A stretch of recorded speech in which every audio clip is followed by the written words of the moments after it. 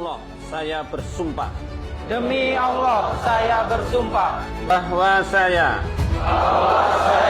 akan memegang teguh akan memegang teguh dan mengamalkan Pancasila dan mengamalkan Pancasila sebagai dasar negara, sebagai dasar negara akan menjalankan kewajiban saya dan akan menjalankan kewajiban saya sesuai dengan kehormatan, martabat, dan tanggung jawab saya sebagai advokat.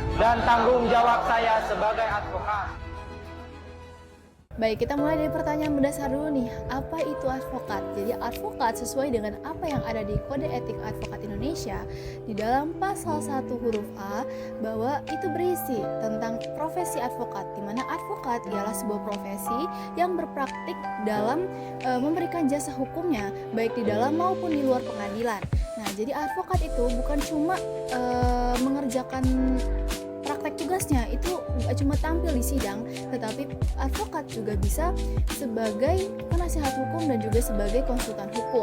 Nah, di sini dalam menjalankan penasihat hukum dan juga konsultan hukum itu selama memenuhi syarat-syarat yang berlaku di dalam undang-undang. Nah, gini. Jadi ada ternyata 2 dasar hukum yang berlaku tentang advokat yang ada di Indonesia. Yaitu yang pertama, Kode Etik Advokat Indonesia yang mengatur tentang perilaku dan juga etika yang ada di dalam advokat itu. Lalu yang kedua, ada Undang-Undang Nomor 18 Tahun 2003 tentang advokat yang berisi tentang sebuah payung hukum utama dalam profesi ketika mereka menjalankan profesi advokatnya di Indonesia. Intinya, seorang advokat tidak hanya dituntut untuk pintar secara hukum, tetapi advokat juga harus beretika ketika mereka menjalankan tugasnya. Nah, sekarang kita masuk nih ke dalam materi utama kita atau inti kita, yaitu tentang kode etik advokatnya. Nah, jadi sesuai dengan yang ada di dalam pasal 9 huruf A dan juga huruf B, kita awali dengan huruf A terlebih dahulu nih. Jadi dalam huruf A itu menegaskan bahwa profesi advokat ialah profesi yang memang harus dipatuhi secara wajib tentang kode etik ini. Nah, lalu di dalam huruf B itu menegaskan bahwa setiap profesi advokat itu masih diawasi dalam pelaksanaan kode etiknya oleh Dewan Kehormatan. Nah, Dewan Kehormatan ini siapa? Dewan Kehormatan ini yaitu Peradi atau Perhimpunan Advokat Indonesia. Jadi dialah sebuah lembaga khusus yang memang mengontrol agar para advokat tidak menyimpang dari etika yang telah berlaku. Oke, kita masuk ke dalam bagian kedua di ketentuan-ketentuan lain yang ada di dalam kode etik advokat ini, yaitu yang ada di pasal 8 huruf A dan juga huruf G. Nah, kita masuk ke dalam huruf A terlebih dahulu. Jadi dalam huruf A itu menyatakan bahwa profesi advokat ialah profesi yang memang mulia dan juga terhormat, dan dalam bahasa Latinnya disebut sebagai officium nobile.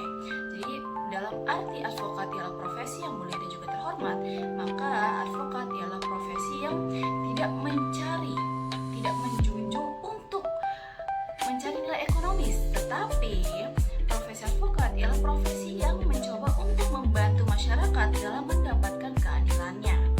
Lalu, advokat ternyata dalam pengadilan itu posisinya sejajar dengan jaksa dan juga hakim, seperti itu.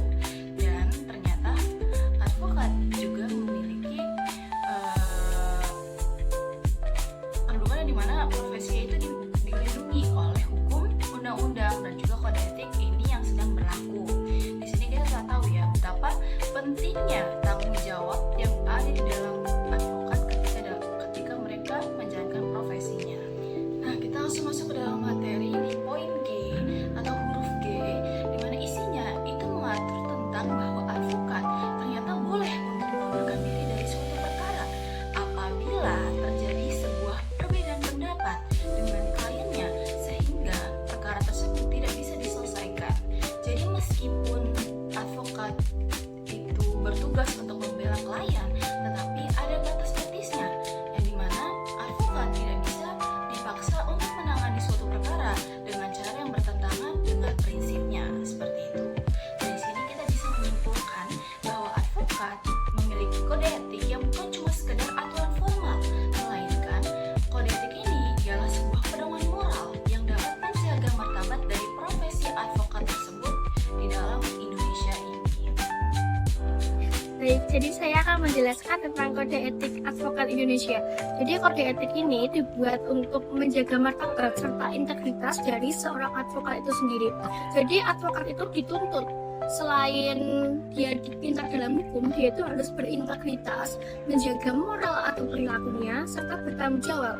Nah, di sini ada dua peraturan yang mengatur tentang kode etik advokat, yakni ada pasal 2 KEAI atau Kode Etik Advokat Indonesia, serta pada pasal 16 Undang-Undang Republik Indonesia nomor 18 tahun 2003. Yang pertama, kita akan membahas tentang pasal 2 KEAI terlebih dahulu, yang dia itu menyebutkan bahwa advokat Indonesia yakni adalah warga negara Indonesia yang bertakwa kepada Tuhan Yang Maha Esa, dan dia itu bersikap jujur, satria dalam mempertahankan keadilan dan juga kebenaran, yang pastinya dilandasi oleh moral yang luhur, tinggi, mulia, dan juga dalam pelaksanaannya itu dalam pelaksanaan tugasnya itu menjunjung tinggi hukum, undang-undang dasar Republik Indonesia, kode etik advokat tadi, serta sumpah jabatannya.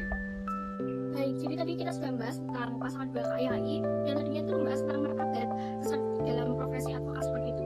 Dan kali ini kita akan membahas tentang pasal 16 Undang-Undang Republik Indonesia, tepatnya pada nomor 18 tahun 2003 tentang advokat, yang dia itu intinya bertujuan untuk melindungi kepentingan rakyat seperti itu.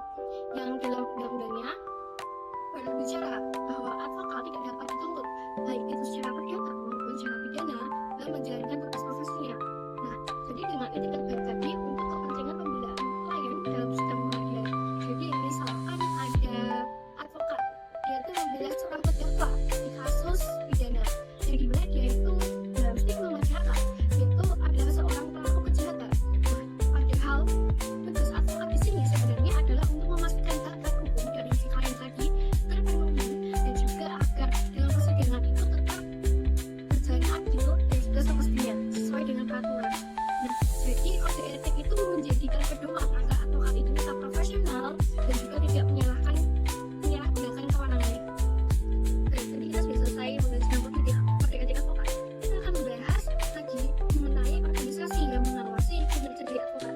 Karena nggak mungkin dong seorang advokat dalam menjalankan profesinya tidak ada yang mengawasi dan juga tidak ada yang memberi sanksi apabila dia melakukan kesalahan seperti itu. Baik, kita bisa cek pada pasal 1 KEAI atau Kode Etik Advokat Indonesia, yang dimana Dewan Kehormatan adalah lembaga atau badan yang dibentuk oleh organisasi profesi advokat yang berfungsi dan juga berwenang untuk mengawasi pelaksanaannya kode etik advokat tadi sebagaimana semestinya oleh advokat, dan juga itu berhak menerima dan juga memeriksa pengaduan terhadap seorang advokat yang dinilai melanggar kode etik advokat tersebut. Jadi kita bisa kaitkan dengan contoh kasus ada seorang advokat yang dimana dia itu kurang profesional dalam persidangan tersebut. Dia justru berteriak-teriak saat persidangan, dan dia itu justru naik ke meja persidangan. Dia itu adalah salah satu contoh di mana advokat itu melanggar kode etik, dan di mana dia itu bisa mendapatkan sanksi entah itu teguran ataupun pencopotan dari izin advokatnya oleh Dewan Kehormatan. Dalam profesi advokat, etika profesi menjadi dasar penting dalam menjaga kehormatan dan kepercayaan masyarakat terhadap penegakan hukum. Oleh karena itu, organisasi advokat memiliki kewenangan untuk memberikan tindakan maupun sanksi terhadap advokat yang melanggar kode etik ataupun undang-undang advokat.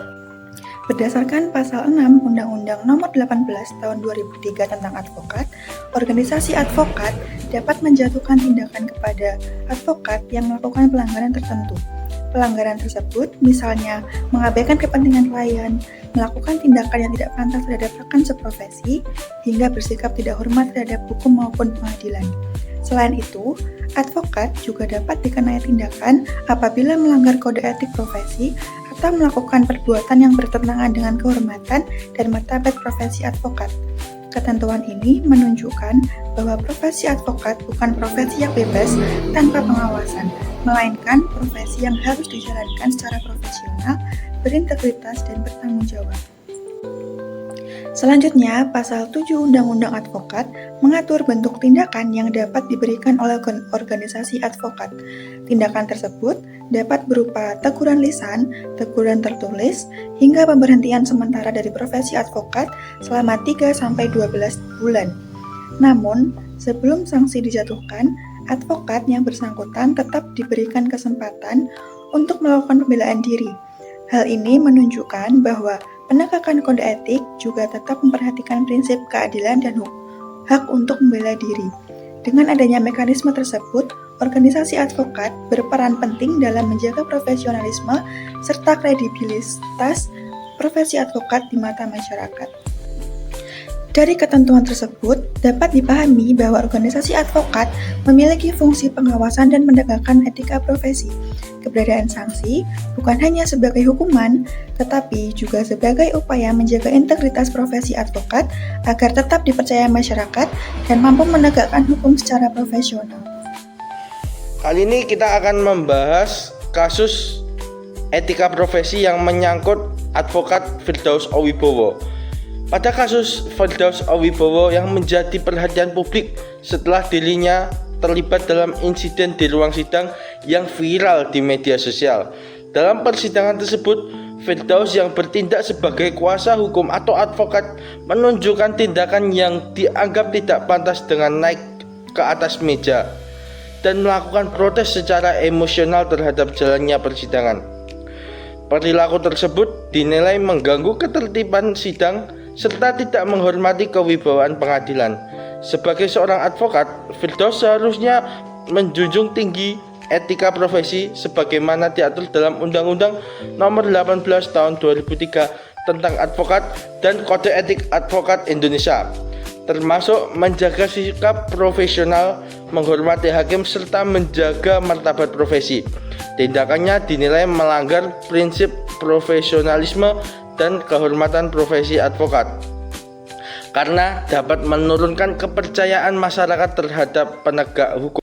Naik ke meja, spontannya apa? Saya nggak pernah niat naik ke meja karena saya ini adalah orang-orang bela diri ya. Saya penganut bela diri ya. Saya pernah di taekwondo, saya pernah di boxer, saya pernah di silat, pencak silat. Jadi saya nggak tahu itu kaki saya seperti apa. Tahu-tahu saya udah di atas meja karena saya fokus pandangan saya ke sana. Pandangan saya fokus ke depan, melihat klien saya, tahu-tahu saya udah di atas meja. Gitu. Jadi itu refleks saya. Gitu. Ya. Dalam kasus tersebut, Firdaus Owibowo mendapat sanksi berupa pembekuan berita acara Sumpah Advokat oleh Pengadilan Tinggi Banten. Akibat sanksi tersebut, Firdaus tidak dapat menjalankan praktik sebagai advokat di pengadilan.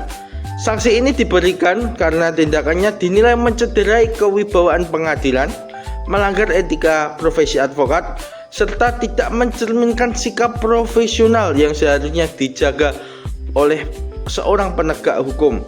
Selain itu, organisasi advokat juga memberikan tindakan disipliner atas perilakunya yang dianggap merendahkan martabat profesi advokat.